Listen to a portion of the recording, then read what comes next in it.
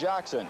The Oiler defenseman is KO'd and did not. Third, a couple of fights, and Joe Kocur's shot connected on Don Johnson. The Oilers suffered a fracture. With a drive and it deflected wide. And now Semenko out in front of the goal, pounding away at Joe Kocur, who's down on the ice, holding the back of his head. And Semenko is going to get the penalty here, as Kocur was extremely wise.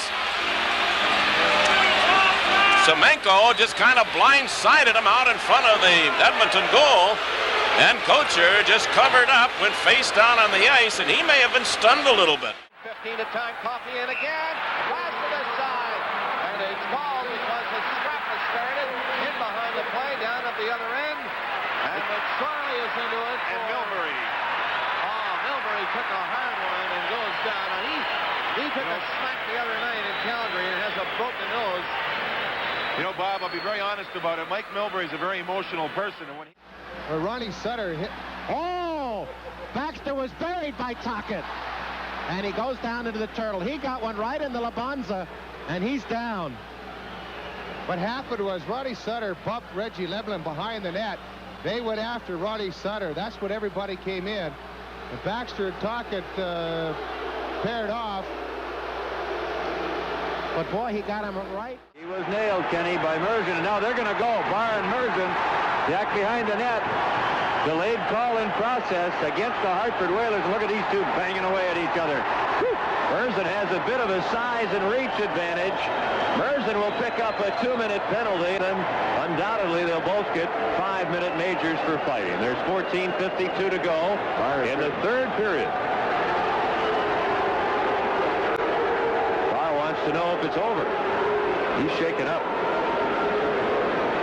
He'll be tended to by the Blues trainer.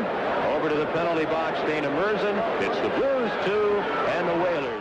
It goes down and slows the play, and now Clark is going to go after Barr. He flattens him. Threw another one when Barr was down, too, and caught him pretty good. That all started from back in the St. Louis zone when Wendel Clark went at Barr and knocked Barr off balance and then down. When you get involved in the scrap with Wendel Clark, you have to brace yourself because he not only does he throw the punches, but he skates forward. They're going to go. Playfair will go. Kennedy throws Shaw down. They have separated Playfair and Picard. That's who he was in a scrap with. Now Kennedy throwing a couple more right hands at Shaw, and the linesmen are trying to get other players over to the penalty box, and they cannot get over to separate Shaw and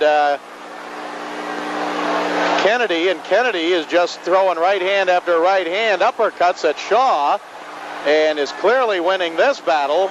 I mean, Shaw is just knocked flat now. Gosselin is really upset that they didn't break up that fight sooner because he knew Shaw. I think Shaw was hurt a lot earlier, and Gosselin is just furious. He breaks his stick. He's got to get him misconduct for that. Well, in a way, I think he's got a good point. After he scored, but now the Kings are down 3-1.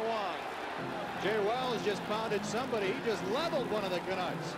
Wells with a right hand just leveled one of the Canucks who was lying flat on his back right in the goal crease. Doug Lidster. The goal was scored. Everybody gathered around. The Canucks were getting towards, I think, Sykes, because I think it was Sykes that inadvertently clipped Skriko.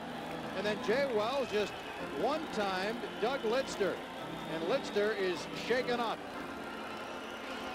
And the Kings now down about 3-1. They may be short another man for a while because Wells, as far as I could see, and we'll see if we get a replay of everything, I think Wells was the only one who threw a punch. Goals in his last 5 games.